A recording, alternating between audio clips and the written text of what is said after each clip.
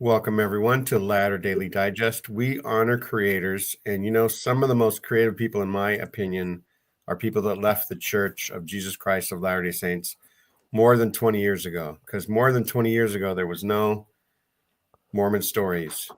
There were a few other podcasts going at the same time, and they kind of were territorial. But it was lonely back then. Even I had some questions about things 12 years ago, and I listened to Mormon stories, and John Dehlin actually kept me going to church for 2 years. And then when he got excommunicated and Kate Kelly got excommunicated, I told my wife, I just can't pay tithing. I can't go to a church where these men are acting like spoiled kids at a playground saying, if you don't play by my rules, you can't, I'm not going to let you, I'm going to take my ball home. But they actually could kick you out of the whole play yard, the spoiled 15 brats that run the church nowadays, along with all the other leaders that are kind of problems, we'll say. And so I know a few people that have been out of the church for more than 20 years or didn't believe, we'll say, and still continued to go, right? There's some people like that out there. So anyhow, I thought I'd bring some people on and invite people to come on who tell us what it was like. It's almost like, the pioneers for Mormons happened in 1847, right? Right. And prior to that was the Lewis and Clark expedition, right? In 2000 and 1803, I believe. 1812. Oh, it was 1803, yeah. And then in the 2000s began the ExmoJoe. Yeah. Yeah. And so there were people that left the church in the 70s and 80s and 90s, right? And there's good reasons that they had. But most of them was because they got offended, right? And people, and I think about it now, there's a lot of offenses that happen that were just swept under the rug. And so anyway, welcome Joe and Bug and Tim, and we expect at least one more and maybe a couple more might pop in. Bug was on the show about 2 months ago, talked about her life, and she only skimmed a part of her story. And Bug, do you want to explain what happened to you at BYU just a little bit? Yeah. So when I was at BYU, I was assaulted and sexually assaulted, and I pressed charges, which is at that time was very rare.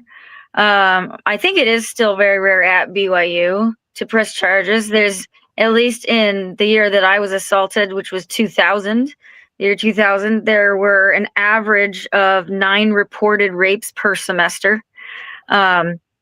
I know that there are more rapes each semester than 9, but 9 reported because they make it really hard for you to report. And then also even the counseling, they send you to a counselor, they set you up with a counselor. The counselor really discourages women to report, mostly because, and this is a direct quote, he has a mother too, and it would just destroy his mother to, things like that. So kind of like guilting the victim into, how would his mother feel if, And that was around 2000, 1999. That was the year 2000. Yeah. So it was July 24th, 2000. Pioneer Day was the assault. Wow. Yeah, a lot of crazy stuff happens in Utah during Pioneer Day, actually. But yeah, and so I did end up pressing charges. The church did a lot to try and shut me up. BYU did a lot to try and shut me up, but that only further distanced me from the church, actually. So I wouldn't say it was I wasn't offended by the church. There wasn't like an offense. It was more I got to see how sick the church was, really systemically sick. It was from the top how systemically sick it was, from the founding of it to the top, organizationally, how they really shoved victims and tried to shut up things that are crimes, and encourage victims to, instead of speak out and in support of victims and in advocacy of other victims, they try and have the victims shame each other into silence and have that sound righteous and pure. And the Miracle of Forgiveness book I was gifted by several different people, but including my own mother. Because the person who was abused has some level of fault, right? Yeah. Yes. Can I ask you? You entice somebody, you were wearing something. Or I'm too pretty and he can't handle it. Right. Yeah. Tim, where did this happen? This happened on campus, and then he dropped my body off at the Provo Temple. Okay, on campus? Yeah, and then he dropped my body off at the Provo Temple. Where on campus? There's a hill called Rape Hill on campus. Everybody who goes to BYU is familiar with Rape Hill. Down by the nature walk? Yeah, down by there, but there used to be a building. I don't know if the building's still there, but it's where they used to study. It's got ballrooms in it where the ballroom team used to practice. I think they has since moved that to a different sports center that they built in the year 2000, I believe. Okay. Yeah. But yeah, it's Rape Hill. Everybody, at least in my time at BYU, which is 25 years ago, at least back then, everybody called it Rape Hill because it's happened so many times. That's right. That reminds me of two podcasts. Well, not podcasts, but two things that are happening. One is Surviving Mormonism with Sister Gay. Mm-hmm. What's her name? I don't know. Tim, who's Bad Mormon, the Bad Mormon author? Oh.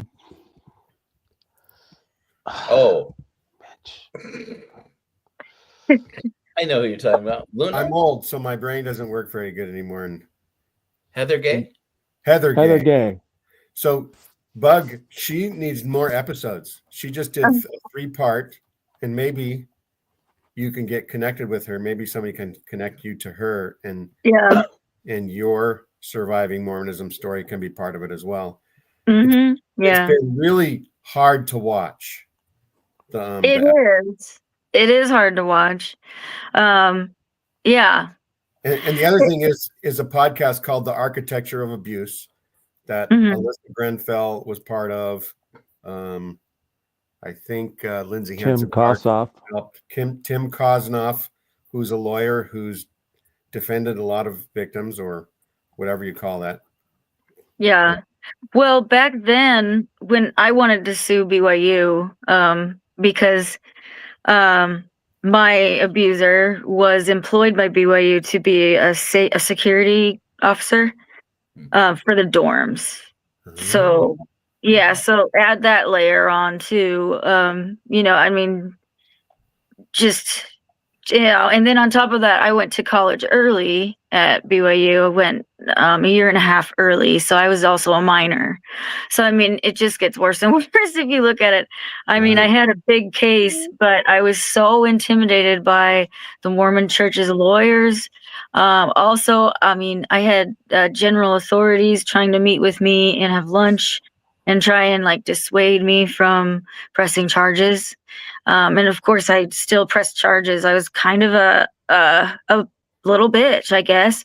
And I just was like, nope, this is wrong. I don't care if this is the end of my life. I mean, I didn't care. My whole intention was to put him in prison and then commit suicide.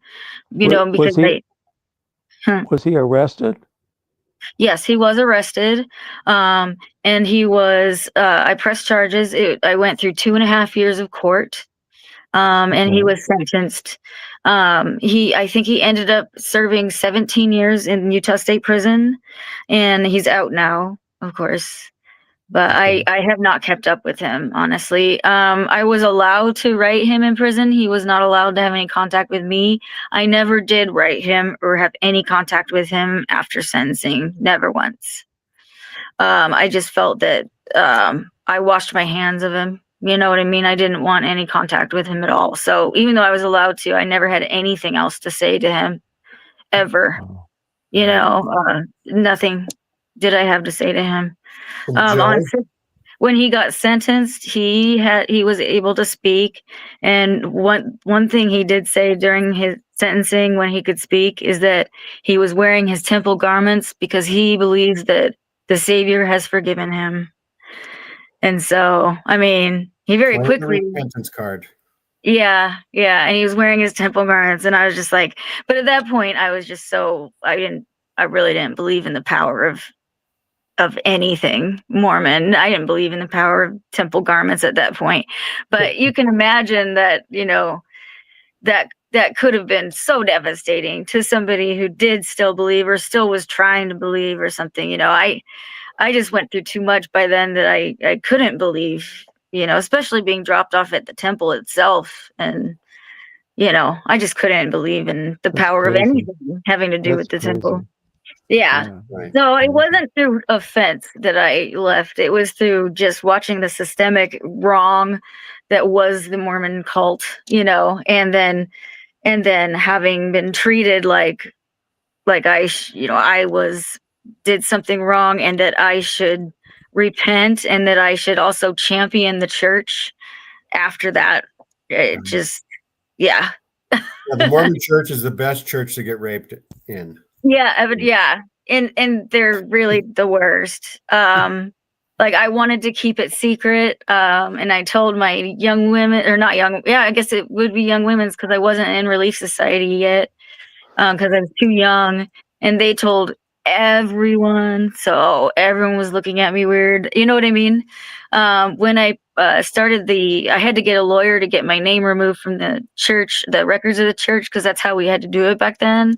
Right. And I told them specifically not to tell my parents. They told my parents, and that created such a rift in my family. You know, people in my family stopped talking to me forever. I've never spoken to some of them since.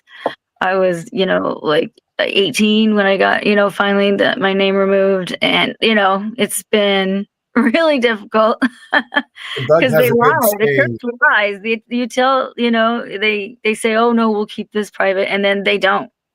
They lie. What do So, you say that like any sin in the Mormon church can be repented of and it has a 24-hour life?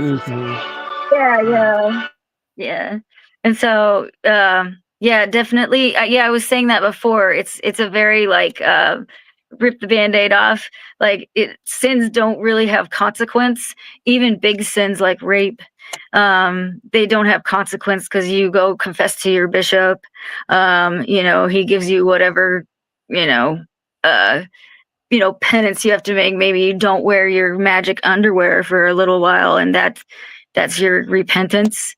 And in real life, you've ruined somebody. You know what I mean? They will never ever be the same again, and they'll never see their future the same again. And their future will always be different. Like you've changed the trajectory of their entire life, and you not wearing your magic underwear is not enough. That's You right. know, And so, yeah. so you mentioned that some people wouldn't talk to you, but did you ever meet up with non-Mormons 20 years ago? Yeah. Ex-Mormons, I mean, Ex-Mormons, ex-Mormons. yes, we did.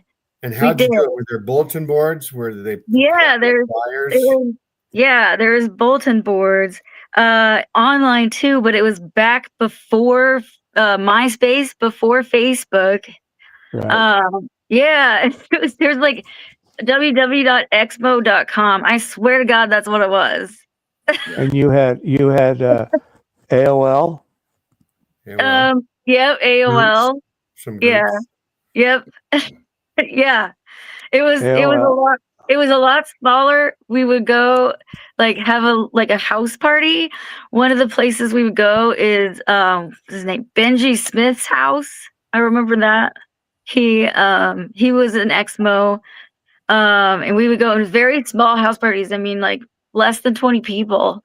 And we'd just hang out. We would drink and we'd be all like weird about it. But it was kind of fun to be kind of like scared and looking around and be like, are we all okay? Like, are we burning up? You know. That's right. No But it was lightning bolts fun. from God. Yeah. Yeah. It was raining pretty down on fun. your house. Yeah. Joe, We get to know each other. Joe left the church unceremoniously around Mhm. 25 years ago as Yep. well. Yeah, I lost my faith in God while I was a missionary in 2001 in Peru, and couldn't tell anyone about it. Didn't want to tell anybody about it for years. Came back from my mission completely disaffected from the church. Very soon after that, stopped attending. By 2003, I had moved out of my parents' place. Now, I moved into a van, but I'm also at my parents' new place up here in St. George. This was down in Mesa, Arizona. I moved out of my parents' place and stopped attending, threw away my garments. That, no, as you say, unceremoniously, no ceremony, walked to the garbage can, threw them away. And I was able to live authentically for the first time at 23. And so, that was me that was when I unofficially left the church. As people who know my story at the Church of Korihor and read my book, The Korihor Argument, it was 10 years later, 2013, when I was officially excommunicated. Okay. So, yeah. Because you hadn't done anything loud enough to be excommunicated until That's right. 2013. That's right. It was kind of a mutual no contact with me in the church. A lot of people don't have that benefit. A lot of people, the church, especially if you're paying tithing, the church, sends somebody to bring you back. I was a poor college kid, trying to put myself through film school to become the next Steven Spielberg. And when I fell off the map, I fell off the map and nobody came looking for me, and I was fine by me. And you were just a civilian from that point forward. Yeah. But and then I had my experimentation with alcohol and so forth, but mine was with people who had never been Mormon. Right. So you didn't have any buddy to commiserate with who was ex-Mormon? Yeah. No, not really. Most of my friends. It was a lonely exit for you. Yeah, kind of. But I'm kind of a lone wolf soul, anyways. But most of my friends at that point were theater kids.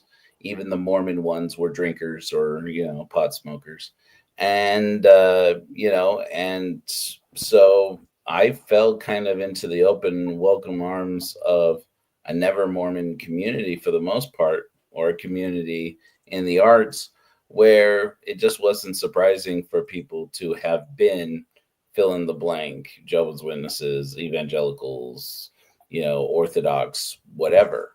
Buddhist. And to not be practicing, especially in the film and theater programs down in Arizona. So, I had a much softer landing than most. But I do remember at the time thinking at the time, if you left the church, it oftentimes was because either you read something on the website, on the ex-Mormon website, or you read a book.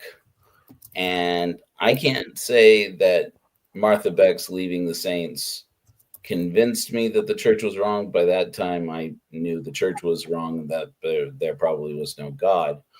But I happened to see Leaving the Saints by Martha Beck on a table and picked it up and read it. And that's when I learned there were lots more reasons than what I knew. Like, I knew about Joseph Smith being a Freemason. And I remember, that was like the big dirty secret, growing up a 90s teenager. I knew about the seer stones and the controversy about seer stones, and the chocolate colored stone and things like that. That was the weird, controversial Mormonism. I didn't realize that people my parents' age had done the penalties in the temple. Or that, you know, when you would shower, you would have to take off the garment and loop it over one arm and another arm, and then rotate your body in the shower so that you could shower without ever actually taking the garment off. You know, things like that. I remember reading that book and going, bullshit. What is ex-Mormons? I don't believe in the church either, but what is ex-Mormons make bullshit things up? Like I think I would have known about that. And only comes to discover that I had maiden aunts who did that. Yeah. Okay. Never married. They died in their 90s, 100. Yeah. Yeah. Well, this was 25 years ago. I didn't know anything about people washing each other in bathtubs with cinnamon whiskey and things like that. Right. Until years later. Tim knew a lot of that stuff, and he still would go to church even through the 80s and 90s. And Tim, when was the last time you were sort of active? April 2001. 2001. And you lived in Southern California? Yeah, Hesperia, California. And was it lonely there, or were there other people who were ex-Mormons that you could commiserate with? Not there. It was through, back in the 90s, we had this wonderful thing called the internet just starting. I've heard Actually, of it. I had experience with I had experience with sending emails and stuff when I worked for Lockheed, so I knew about sending emails. And then there was this thing called Genie. General Electric had this bulletin board service they set up, and there was a Mormon section on there. And we would discuss religion, and we talked about all kinds of stuff on there. And my mother knew back in World War II some of the people who she knew Monson before he became a GA. She dated Ezra Taft Benson's son. And she called him Tommy Monson, right? She called him Tommy Monson. And I happened to mention that one time on this site, and this woman, Phyllis Bray Duncan, I think was her name, and she lived up in La Selva Beach, California. She called the church security. She wanted to know, check up on me. She was checking up on me because she didn't like what I was saying on there. And the next Sunday, I go to church with my bishop, and I think I was ward clerk at the time. It was either ward clerk or exec sec, I can't remember. And he said, "What's this about Monson and your mom?" And I says, "What?" Well, church security called, stake president called me, talked to me, want to know what was going on. I says, "My mother knew him in college at BYU." What's wrong with that? Wow. And then we go to a regional conference in Palm Springs, and Monson's there, and he said something that reflected back to what I said on the internet. So I knew by then that they were watching me from about 1991, 92 on. And then AOL came about, and there were Mormon discussion groups on AOL through the 90s. And I was sharing all kinds of information. And somebody got really pissed and reported it to my stake.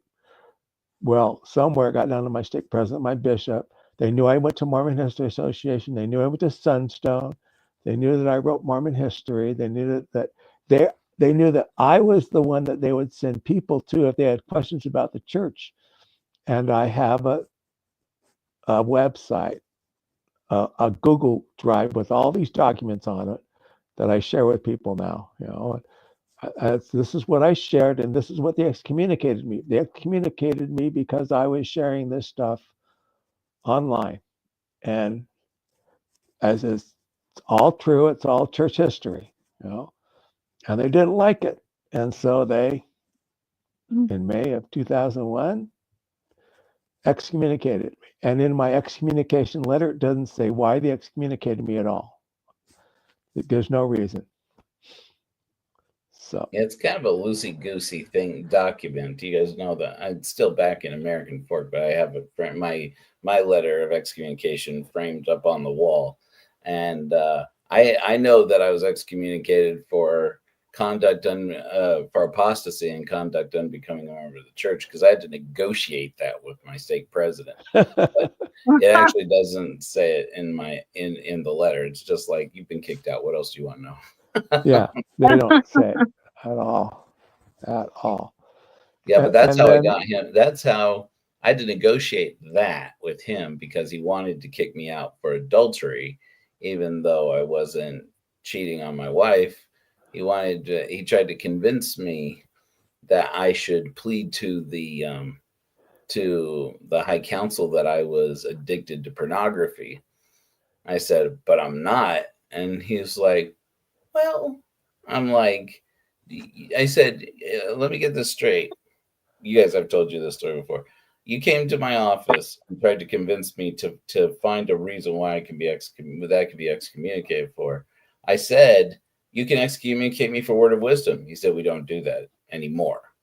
And I was like, okay, well, I grew up, people got excommunicated for drinking beer. That I knew people who did. yeah.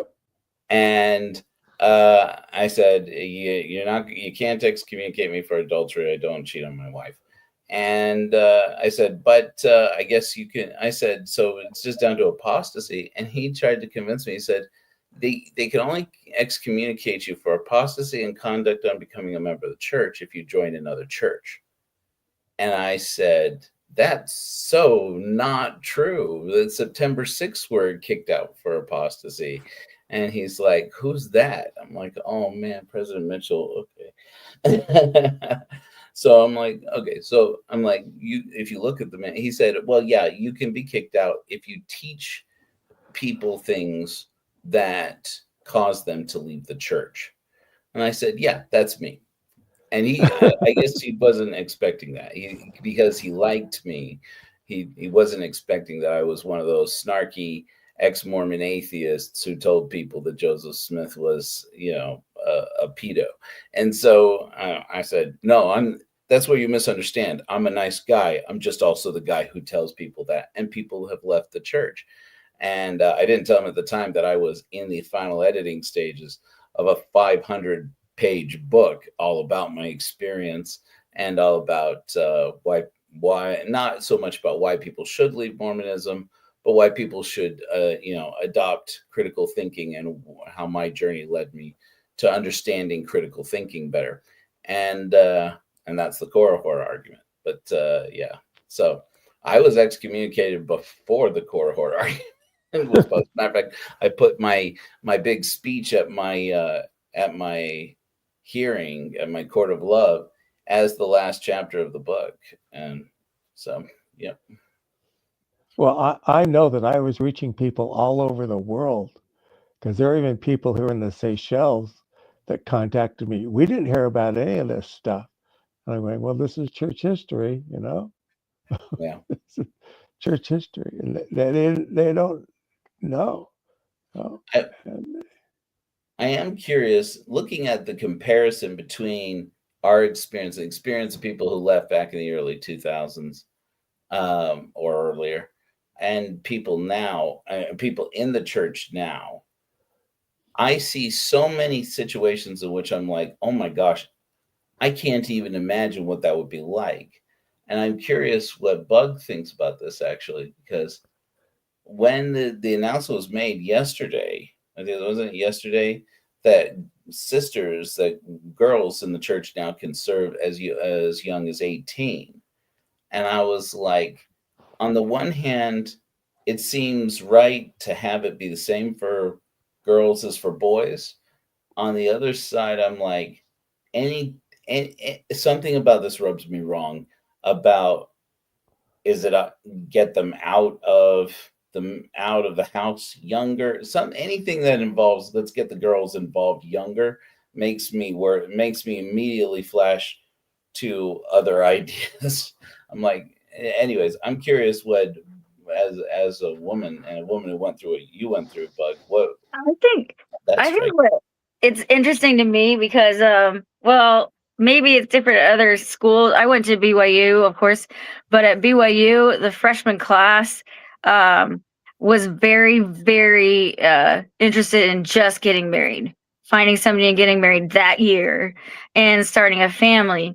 But there were really smart women there who also were looking at graduate school and wanting to stay in school and not starting having babies until, like, they were interested in just getting schoolwork done. And I think that those who would be interested in like going on a mission might do the mission at 18, become very, very fervent, like in their religion, then come back from a mission and feel behind in school, and then maybe not have that goal of having a master's degree or a doctorate because they'd feel behind and they just rush towards marriage again. I don't know if it has something to do with that, or it has something to do with retaining women in the church because they don't have that opportunity to see real life outside of, their parents' home.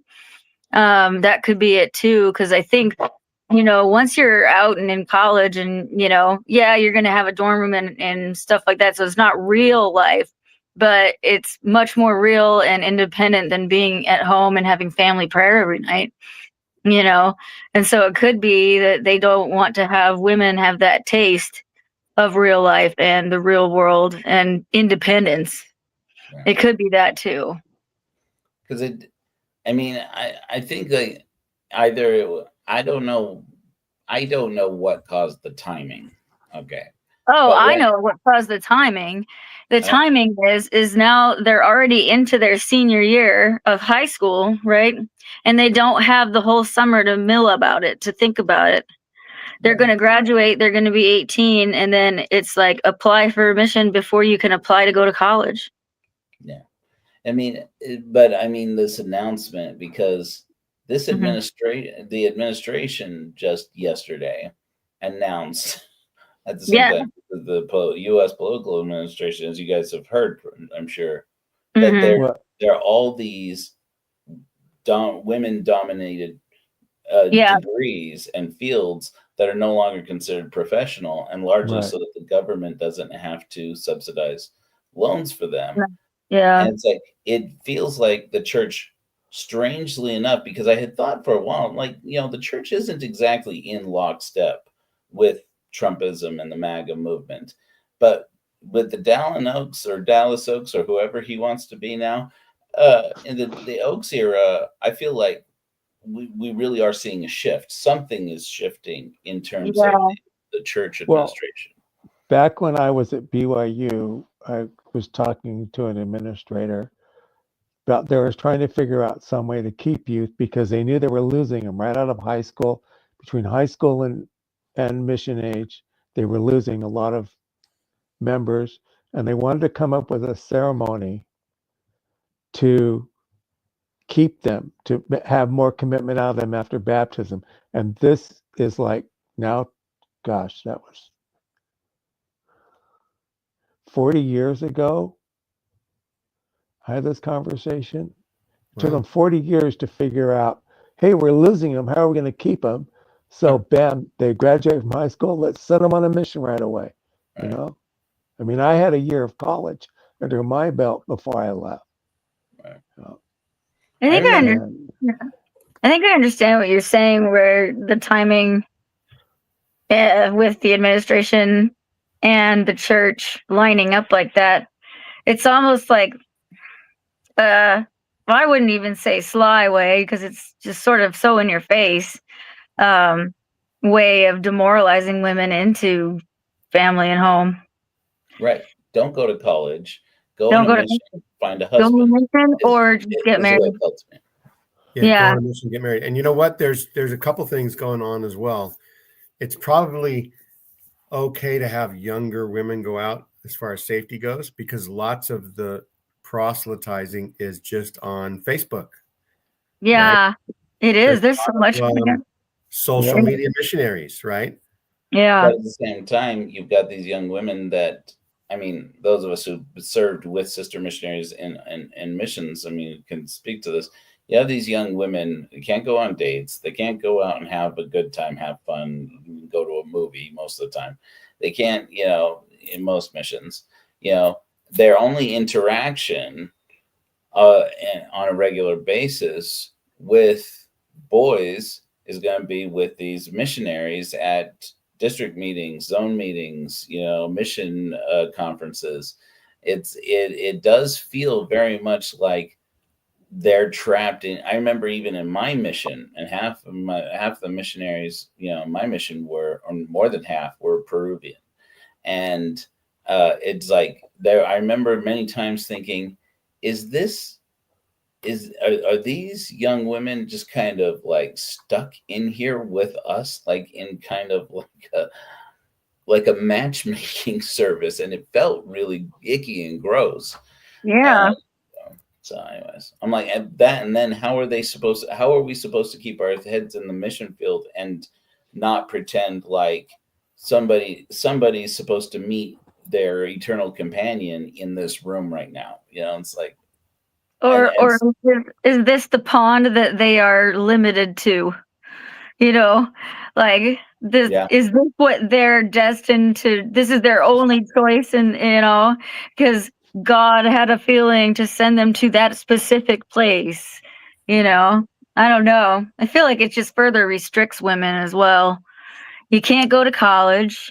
You can't choose where you want to go to college because all the other colleges, other than BYU, whatever, are not worthy of a Mormon. You know what I mean? Like, or evil or too worldly. I mean, there's so many restrictions placed on women specifically. I know there's restrictions placed on men as well. I'm not trying to, say that there aren't, but I feel like this is just restricting even more. But I mean, it's interesting now. People tell me this. Some people have told me this has changed, and I hope it has. I do hope it has. But growing up in the 90s, or 80s and 90s, and all the way into when I left the church, the whole sweet spirit idea in Mormonism was very pervasive. And that was, pretty girls get married at home in their home ward after they graduate from high school. Girls who have a hard time finding a husband. This is so gross, and I'm disgusted even saying it, but this is the way it was. This is the impression I had in growing up in the culture at the time. Less pretty girls ended up either at BYU to find a husband, or worse, ended up going on a mission. And that was always my understanding. Our understanding was that's why the mission age for girls is 21. They need a chance to go out there and find a husband if they can. If they can't find a husband, well, then they go on a mission. And it's like, it was disgusting. It was gross. I mean, it's gross to even think about it now. But at the same time, I look at them like, if that exists at all in the church now, taking these girls and saying, "Oh, you can go on a mission at 18. We'll just fast forward you to find last ditch effort, find a husband in the mission field." I mean, it's gross. Yeah. That's probably their plan. That's probably their plan. Something about it just feels icky. It does. Another thing is for sports stars, they're allowing them to serve 1-year missions. And I wonder if they're going to offer that to more of the younger kids, because they can get a lot of work out of them on the social media missions and send them home, and it won't give them enough time to look up the word Mormon on a search for and catch up to all the other stuff that's out there. Yeah. I don't know how by 18 any of those kids haven't looked up on a search engine anything about Mormon. I mean, for real, nowadays, I mean, back when I was, I was born in 1982, so, we didn't have ways to look up things back then. We had to use a real library. Yeah, right. I don't know if you remember this, Bug. I don't know if you remember back in the 90s. I mean, you don't have to confess to this if you don't want to. Back in the 90s, there were LDS chat rooms, like LDSchat.org, I think it was. And kids these days wouldn't have any understanding of this, but chat rooms were the seediest, nastiest, dirtiest places in the world, including the LDS ones. So that means you miss them, Joe? I will say this. I did well in LDS chat rooms. I will say I had 2 women break down and cry when they found out that I was engaged. They were both women I knew over the internet from high school age, but only one of whom I had actually met in person. No, I did meet both of them in person, but I had one of them. No, one of them found out. One of them sent my mom a letter while I was on my mission, and said, I wanted to let you know so that you can, maybe, I hate to do this, but I'd like to ask you to let your son know that I found somebody and blah, blah. And she Dear John'd me through my mom. My mom's Oh, like, know this oh person? wow. I'm like, yeah, I went on one date with her in high school. I didn't think she thought about me since then. So yeah. Wow. Yeah. And then the other one was shocked when I almost shotgun married my first ex-fiance. Wow. Yeah. Hadn't even talked to her when I did get Relief Society room shotgun married to the woman who was my wife for 20 years. Right. You know, that reminds me, I distinctly remember trying to go to our local library and try to find any book on Mormonism, right? And it was really hard because Yeah. there just wasn't a path to it. You didn't know what subject to look up. I guess if I looked up polygamy, I probably would have found more things. Well, there didn't was even No bother Man me. Knows My History was just about in every library. Yeah, I There should have. was. I should have found that. I probably did, and then thought, "Oh, I can't." I just wanted to know it was there because it obviously was full of anti-Mormon lies, right? Yeah, obviously. Yeah. Oh yeah, yeah. And there was probably other stuff in the religion section, but you wouldn't want to look there. You wouldn't know where to look. They Right. would always have rows of journal of discourses in the Mesa library. And I remember looking at them going forbidden fruit, just thinking, oh my gosh, I know Oh wow. that was back in the day when it was like, listen, we'll read quotes that the 15 have chosen from the Journal of Discourses and put into the Right. manual for us. But you don't go to actually read it. You have to be a very spiritually attuned person to actually I read. owned a set from the 70s on for a long time. But did you see there's a speaker at one of the Fair Latter-day Saint conferences that I had posted on the channel at Korahor at Hellfire Agency. Pretty soon that's going to be called Fair Church of Jesus Christ. Right. Which I'm sure that the folks at the Church of Christ are going to just love. Right. Right. But there's this guy who bragged about how he served a media mission for the church as a senior, I think, as a senior missionary. And part of their job was to go to libraries and talk them into selling them anti-Mormon literature, and that the church would, in exchange, give them any quantity of church related materials that they want. And lots of these librarians, they're so hungry for more books to put on the shelves. It's like, oh, so we're just exchanging. He's like, we had a lot of success with it.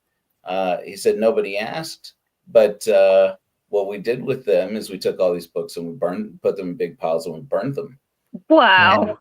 I was like, Wow. this is, and then he laughs, and all these people at the Fair Latter-day Saint, Fair Christians who are members of the Church of Jesus Christ of Latter-day Saints, or Church of Jesus Christ or whatever, they were laughing. And I'm like, are you laughing? Has nobody here seen Indiana Jones and the Last Crusade? I mean, come on, people. I mean, do you know who burns books? Okay, I guess we have no self-awareness at all. Fine. Wow. Just shocking to me. But I had posted a short about it. I'm like, these Mormons be bragging about their book burnings. They're bragging about book burnings here. Yeah. This is disgusting. And then I went out and I started writing letters to librarians and saying, if this is true, and totally cool, but as a representative of the Church of Korahor and as the author of the Korahor argument, I would like to personally extend to you my invitation for me to send you a free copy of the Korahor argument. Brand new. I'll pay for it and ship it to you. I wonder if David Bednar is going to put out a book called My Story. Oh god. Right, which would be translated into Mein Kampf, right? If it was German. That's was right. my struggle. Struggle. My struggle. Oh, my struggle. Okay, I wasn't sure about that. They My they struggle. had some big ribbon cutting about opening a church in Azerbaijan. Did you Yeah, see I that? saw that. Yeah. My understanding is that Azerbaijan is so corrupt and so, I mean, basically, if you buy real estate in Azerbaijan, it's just understood the whole world over that it's a bribe for Vladimir Putin's government, basically, because they're so closely tied to the Russian. So are you Uh, saying some palms were slicked with some tithing money? And it wouldn't be the first time, frankly. I don't know if you know, but the International Council of Families, I think it isn't it what it's called. The people have the family Coalition? reunion. Yeah, every isn't it every 4 years or something? Anyways, the World Council on Families. Yeah, and they are. It's just known that the Russian what do you call it? Russian Orthodox clergy is just filthy, swimming in money that goes through this organization. It's actually listed by several international organizations. Basically, as an extension of the Russian mob, and the Mormon Church has been tied up with it for since the beginning, going all the way back to the 90s. Hinckley used to talk about about how great this organization is, and how they always invite us. Of course, they invite the LDS Church to come and speak at all their conferences. Well, of course, they're giving them millions and or billions of dollars. Nobody knows how much money exchanges hands under the table at these conferences, but it always wind up with at least one person whose job it is to stand up and bemoan the state of the world, where you can't do XYZ to gay people, and you have to accept gay people as being normal, and being, these challenges to the nuclear family. And it's this big gay bashing and trans bashing parade. And the church has been tied up with it since the 90s. It's disgusting. Right. So I had a thought. Bug, do you recall when social media started to come around, any podcasts or any other things that were going on, MySpaces, where you could get in contact with more ex-Mormons, or freedom of speech type thoughts? I really just remember the first thing that I got involved in was the exmormon.com. And that was it, really, at the time. That I got involved in was the exmormon. Yeah. Did you hear me? It was so nice. They said it, and that StreamYard said it twice. Yeah, no, I remember exmormon.com became kind of the toxic thing. Do you remember that when it was? I do remember that when it became toxic, and then that's when I sort of stepped away from it. Actually, yeah. And then I guess I didn't really start hearing about Mormon stories until years later. Yeah. So yeah, I'm not sure when that started up. Because people forget this now. I don't know how. Well, yes, I do know how, actually. But in the early days, John DeLynn, that was like Gene was saying, that was the Stay in the Church podcast at the time it started. It was about reconciling your faith with Mormon history and having respect for the legacy of the church. And New Name Noah had ex-Mormon content, right? Anti-Mormon stuff. It was, my understanding was, because I had nothing to do with it until it was like I'd been listening to John DeLynn for like maybe a year when he and I were excommunicated just within a few weeks of each other. Not around 2015. Yeah. Wow. But he was. John started in September 2005. Right. But by 2015, once he got excommunicated, his tone shifted. Right. Oh, but my understanding was it was when he invited Sandra Tanner on, and that the tone started to shift. But from what Tim, correct me if I'm wrong, in the Mormon historian world, everybody knows there's stuff that the church doesn't want you to find out, or that leaders of the church have made sure that you're not going to be able to find out, that you can't get anywhere but from Sandra and Gerald Tanner. That's true. Buck, That's were you why I aware of shared a lot Sandra of and things Gerald with Tanner at all? Not really. Not until I, found out about them through John Delen's. Right, more recently. Yeah, much more recently. Right. Yeah. I remember hearing about them in the early 80s, like, ooh, they're the real Exmos, right? Don't go there. That's when And I I remember hearing visited that them there in was the a 80s. bookstore that was near the where they played baseball in Salt Yeah. Lake. And I Yeah, right remember across the street. seeing the baseball stadium and was thinking about it, but didn't look around, didn't know what I was looking for, right? So before I got married in 1982 or 3, I could have visited. And I know that Dan Vogel wanted to visit with them to like straighten them out at first because he had heard about them and he wanted to teach them the truth Wow. because he Talk heard about a about them. journey, man. Dan Vogel. Yeah, he heard are about him you on sure about while he that? was while he was on his Manchester mission in England. Okay. Yeah. He had heard about some minister told him, and said the same thing. It's like by the baseball field is the biggest ex-Mormons, and so he looked them up one summer, and so that's interesting. Yeah, I mean it'd be nice to have Dan or Brent Metcalf on because they are even earlier pioneers than you guys. Oh yeah. But Brent Metcalf's stories, man. I remember him. I had no idea who he was before he was on Mormon Stories with John, and I was like, and his stories about the ERA era, right. it was like crazy what the church was involved. Yeah, and he got to drive Packer and Packer's wife home after some church event, and he said they spoke nothing to each other. Oh my gosh. Like a 20-minute drive home.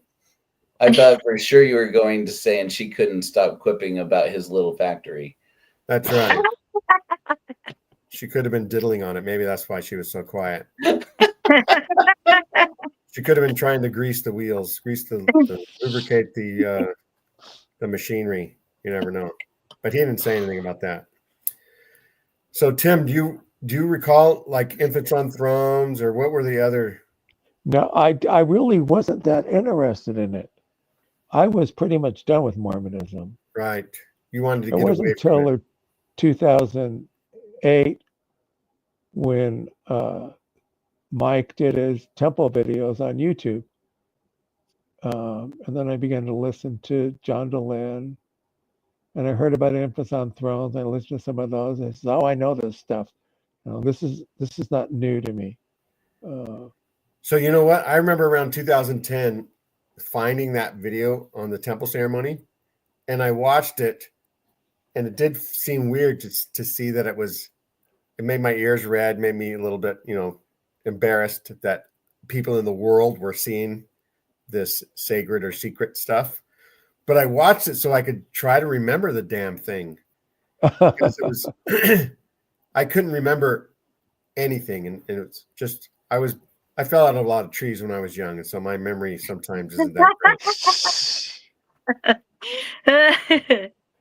But I used it. I tried to use it to be a better temple participant. Oh wow!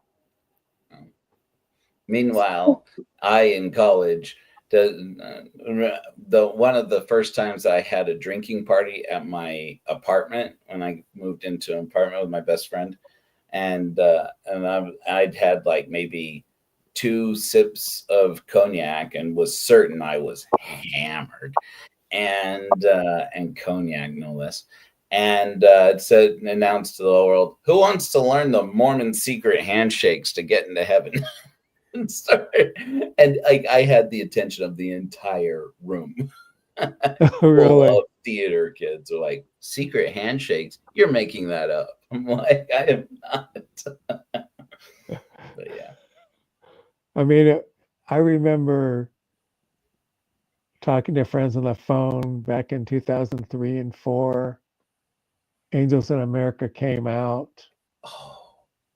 Oh, That was a watershed moment. it was. I remember that. And there just wasn't a lot out there except for bulletin boards. and email. Mine was mostly through email to people. Do you remember? I'm curious the generational difference. I'm just saying this as nice as I can here. With representation through different generations here, me and Bugs versus you guys. The moment when the South Park episode about Joseph Smith and the Lost Book of Lehi, when that came out, I'm curious what your guys' perception of it was in the church at the time. So for me, I didn't really see it until like 2010. Okay. And it happened like 4 or 5 years earlier, something like that. It came out, but I saw a rerun or something somewhere. And I was thinking, wow, this is for being funny. They tell the Joseph Smith story really, really well. But where are they getting off with this rocket and a hat thing? That is the furthest away from the truth. You guys blew it. That was me too. That was me too, because that was again another instance where still trying to hold water for the church, even when I didn't believe anymore. Right. I was like, these ex-Mormons will make any kind of shit up that they could. Like I had heard of the chocolate-colored stone, but and something about a hat. But so my generation, in the 90s, I remember reading and in I think it was in Mormon doctrine or something, that the story about the chocolate-colored stone was a rumor and probably an anti-Mormon lie. And certainly the biggest of the anti-Mormon lies was that, and the church has since spirited away, in a cave dug into the side of the mountain. We didn't, of course, that turned out to all be true. Yes. But then I remember thinking, okay, it's weird enough without making shit up. It wasn't in a hat, and it wasn't those two stones. It wasn't those two stones. It was the chocolate stone. But other than that, they showed two different stones, which were Joseph Smith's other seer stones. He had like 5 or 6 of them. And I'm like, they were actually clear stones. They were set in silver bows, and it was attached by an arm to a breastplate. I didn't realize that I was just dumb enough to believe the church's narrative at that point. But it was interesting to see. It was a moment for me when I looked at it and said, it's when we were on South Park, it's like they're paying attention. Like I grew up feeling like people don't know what Mormons are, who Mormons are. And the South Park moment for me was, I think we're coming into our own here. We're like big enough that they can't ignore us now. And I felt like there was a shift. Am I crazy? Or is that just my bias, my perspective? Because that might just be my perspective at the time. Oh no, I was super surprised. I didn't know. And then a part of me was like, even though I was also not Mormon anymore, I felt kind of dirty watching it. Like, you know what I mean? Like, oh my gosh, I'm in trouble. But I was like, no, I'm not. I'm a full grown ass adult. I have my own apartment and I'm watching this on my own computer. Nice. Yeah. And South Park, though, that was our guilty indulgence in the 90s. It so was. Right. In 2015, the church bought some things from the Community of Christ. Not 2015. And they showed a picture, and it was sort of when they bought the original printer's manuscript. No, the original manuscript, whatever it was. The original manuscript. The original manuscript's destroyed. Right. Well, portions of it the church had. Yeah. And that was like the big news, but they also included a picture of the chocolate rock. Oh, really? Right. And that hit the front pages everywhere. Oh, yeah, you're talking about recently. Like in 2015. 10 years ago. 10 years ago. Still recent to me. Listen. It is, okay. Listen, the 90s were still 10 years ago for me. Yeah. No, the 90s are yesterday, Joe. They're yesterday. Like 10 years, like I'm still in that phase of like shock when I learned people haven't seen The Matrix. And then like I remember telling my niece, I'm like, how did you get to be the age that you are? She was like 19 or 20. And I'm like, how did you get to be your age and never seen The Matrix? I'm like, I was Mormon and I saw the Matrix, and it was against the commandments.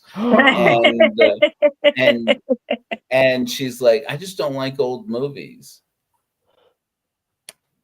Old movies. Just say, What did you just say? Old movies. old movies. And they're like, and that's the same conversation where she told me, I get that you're a Star Wars fan, Uncle Joe, but I just think that little boy is so annoying. And I'm like, little boy? Are you talking about Jake Lloyd? Are you talking about the prequels right now? I'm like, I'm talking about real Star Wars here. We're talking about Star Wars, not 3, 4, 5, and 6.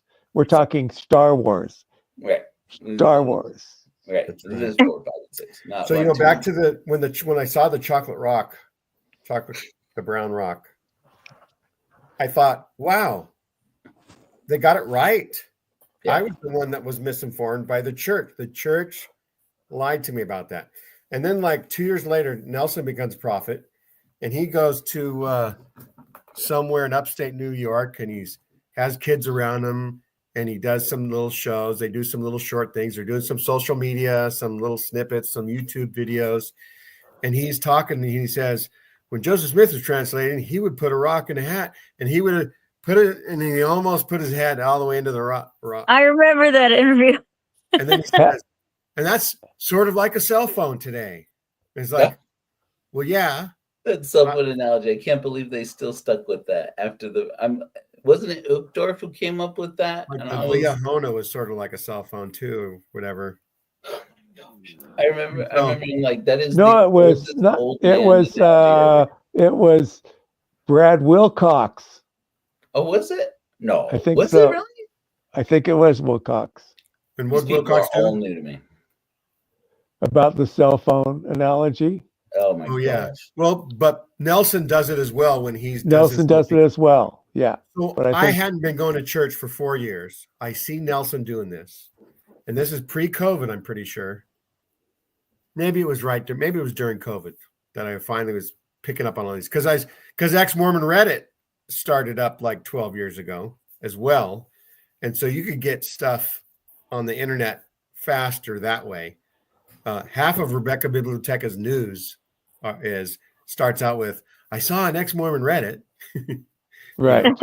News, right? Right. Chino Blanco doing the good work. So I showed my 80-year-old mother-in-law at the time, she was 80, this thing with President Nelson. But I couldn't find it. So I showed like 5 or 6 of the other ones where he says, a prophet never lies, and stuff like, we always tell the truth, right? And by the time I got the one with the rock in the hat, my mother-in-law was starting to nod off because it took me so long. But I woke her up to see it. She goes, "Oh, is that how it was done?" Just kind of weird. I'm curious about this. Those of us who have been excommunicated for apostasy, I know that doesn't include you, Gene, yet. But like the things people like, I almost interrupted you before you said that about the chocolate colored stone and all that, because I was about Nelson, because I was going to say this, be careful, kids. This is where you're going to hear the real apostasy, according to Hannah Stoddard and the Stoddards over at Joseph Smith, was it the Joseph Smith Foundation? But now we have lived to see a day and age that shocks me. I'm like, how is it that I was kicked out for apostasy, where there are Mormon opinion leaders on the internet who outright call President Nelson for mainly 2 things, basically labeled him a false prophet for doing that thing with the hat and for vaccinations, COVID-19 vaccine. And these people are convinced he is the true prophet of God, but he has led the church astray. Right. Which I agree vaccines. To even suggest that in the 80s or 90s, you were gone as far as I knew. Yeah. September Cognitive 6th, what the dissonance. hell did they get kicked out for? If you can call the prophet a false prophet and say, but I still believe he's been called by the Lord. Like, what the hell did they kick out the September 6th for? I know. And like now it's so fun to hear Mormons say, you're damn right. Polygamy is the word of God. Right. Right. Defending polygamy is probably got to be like the most. I think it's probably. I don't think that we could cause as anti-Mormons the most. I don't know if you've heard this. I heard it today and I loved it. I loved it. But Megan, our dear friend Megan from Third Verse, has announced. Before she was an ex-Mormon who was mislabeled an anti-Mormon. Now she's happy to just wear it. She's anti-Mormon and loves being anti-Mormon. But I don't think that we can do any kind amount of damage, more damage than what people in the polygamy denier versus polygamy affirmer camp are doing inwardly to the church, tearing it apart right now. I mean, That's right. They're doing the work themselves. That's right. And that's why I attended the very first Journal of Mormon Polygamy Conference. And I actually went there for free as a journalist. So it was kind of fun. And I interviewed, some of the people in there and did some shows. But to me, it's a gift to be able to have that fight, because just say Mormon and polygamy or Church of Jesus Christ of Latter-day Saints and polygamy in the same sentence is a victory for Satan, I'll have to say. Right.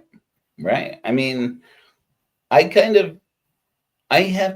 struggle lately to not be too compassionate towards the church, because I actually feel for them these days. It's kind of like you see them scrambling. This whole tank top garment thing, I looked at and just thought, now you guys are, I remember thinking, I'm not against them doing it, but the desperation is becoming quite apparent.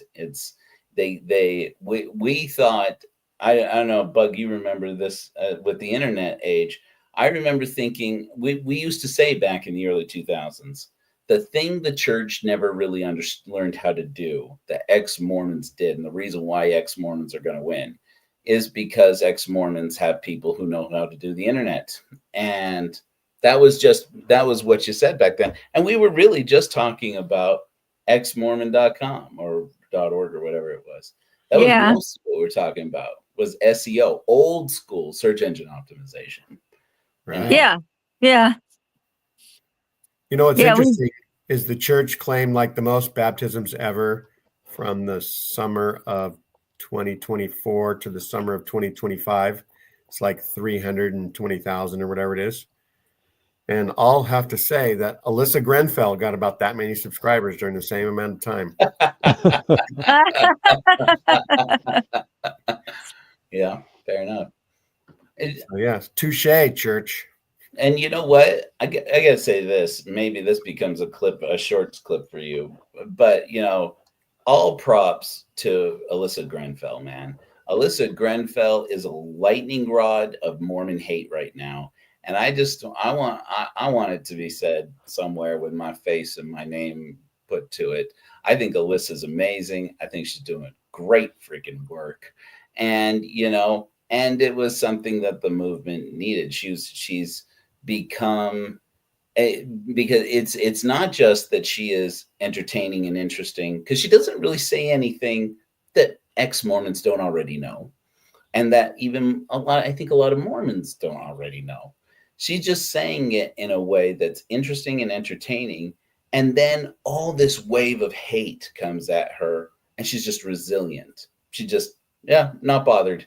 And at least that's the way she comes off to me. And I have mad respect for that. So. That's right. So does anybody have any final comments of what it's been like in the journey since you left the church? It's been interesting to watch the church destroy itself as much as it has. That the truth about the hotline has come out and all the child abuse that they're hiding, and the billions of dollars that they're hiding. You know, everything's coming out now about the church. They can't hide anything anymore. It's just all being revealed, shouted from the mountaintops, just like it says in Revelation. Right. They're getting fucked all over the place. It's fun to watch. I'm Bug, you really wanna have- glad. Yeah, I'm really glad that there's more of a sense of community among the ex-Mormon group, and Yes. also I feel that it's helpful in that people searching to leave have better um, ways to do it. Because for me, it was really hard to find a lawyer and to do that all by myself, and especially. less lonely. Yeah, less lonely, and it's not as intimidating. And I'm really grateful for that because I think that it'll be a lifesaver, literal lifesaver for a lot of people. That's right. Yeah. And it's easier to get out now than it was then, too. And emotionally much more, that's important, emotionally much more easy. Because I do think that a lot of people are drawn to like more suicidal thoughts if they feel stuck for the rest of their life or evil for the rest of their life. And I think now there are ways for them to chat with people who are also ex-Mormon and can also see that they're not evil people. They're just taught that they're evil, and they can also be taught that they're not. Right. And the church has been forced to acknowledge that mental health treatments are valuable. Every return missionary gets at least, I don't know if it's 5 visits or whatever it is, to a mental health therapist for free. That's good. That's real good.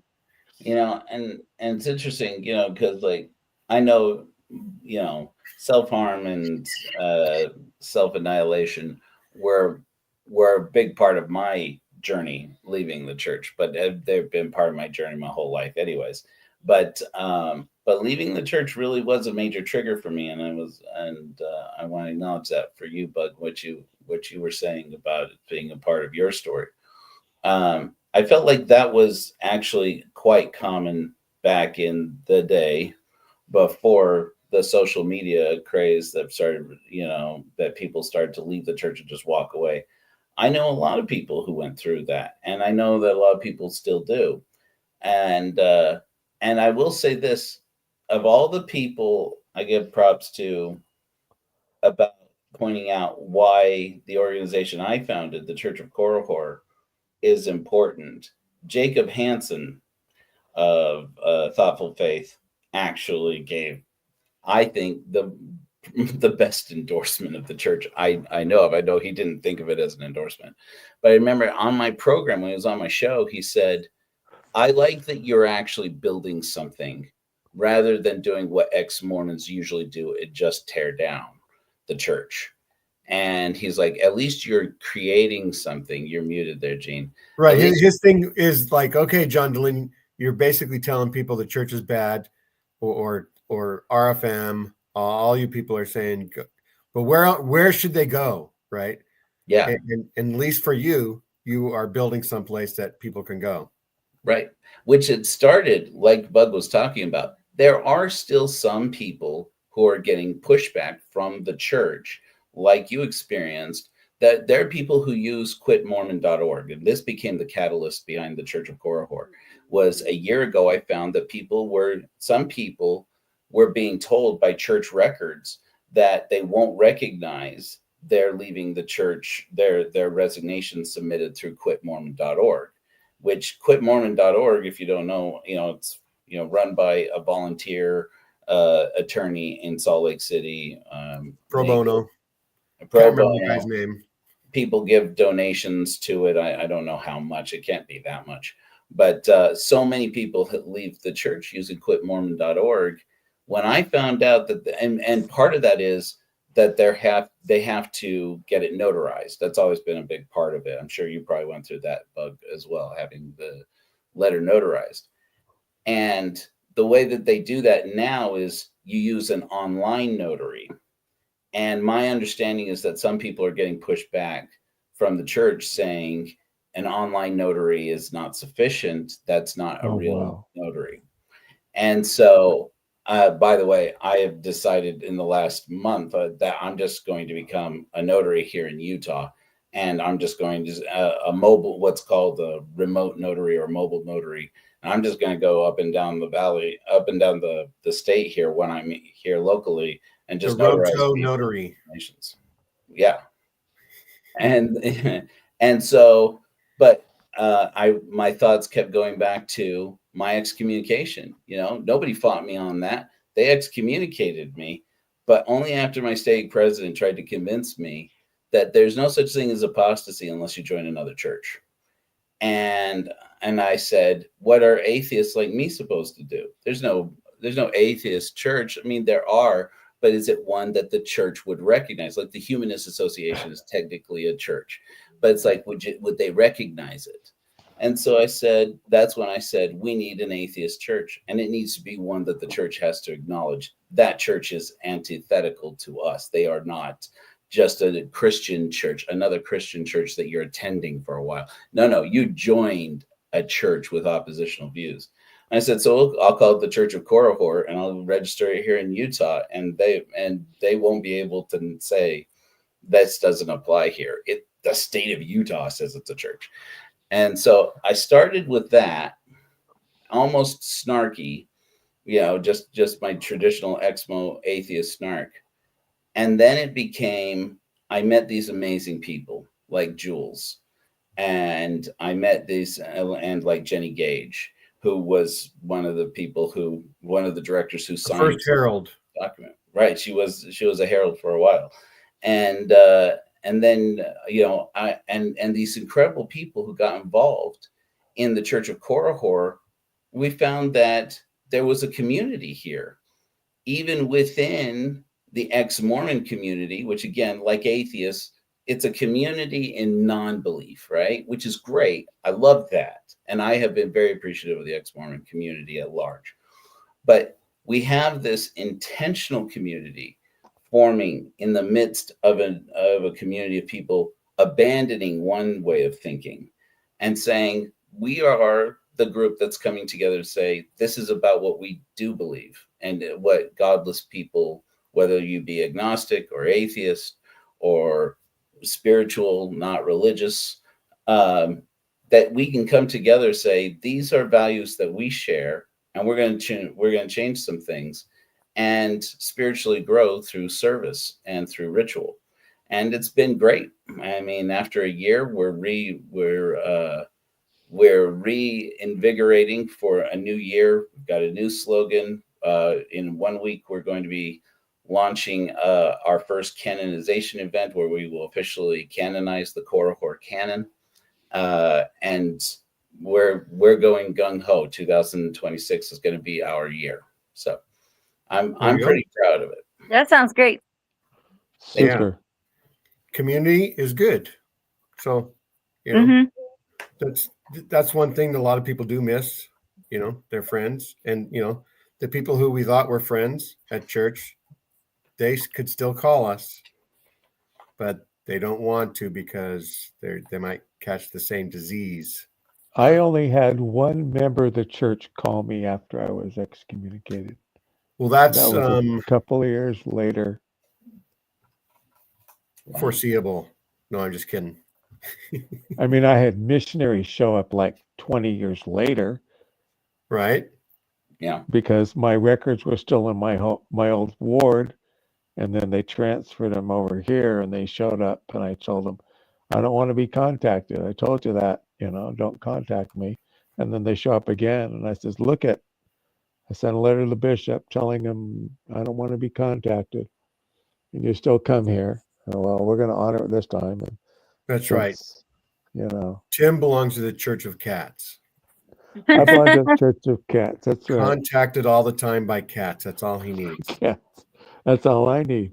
He's sort of like a furry, but I don't know what furries are. No, anyway, I'm not a furry. Don't even. Thanks, Joe, Tim, and Bug for coming on.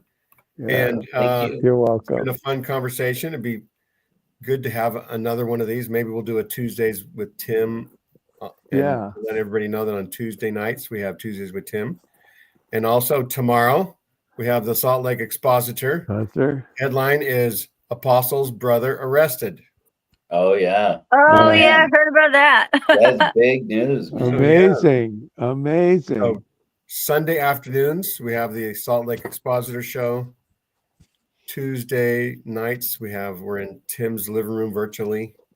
And even if you're allergic to cats, it doesn't matter. You can still go to Tuesdays with Tim. They won't bother you. Jan Yeah. won't bother you. He just wants That's right. attention all the time today. Yeah. They all want attention today. All right, everybody. Thanks for All right. watching. Have a Thank great you for being here, rest of guys. 2025. It's almost over. Mm. Less than a week to Thanksgiving. And then Christmas is a month away, right? Coming up. That's right. Yeah.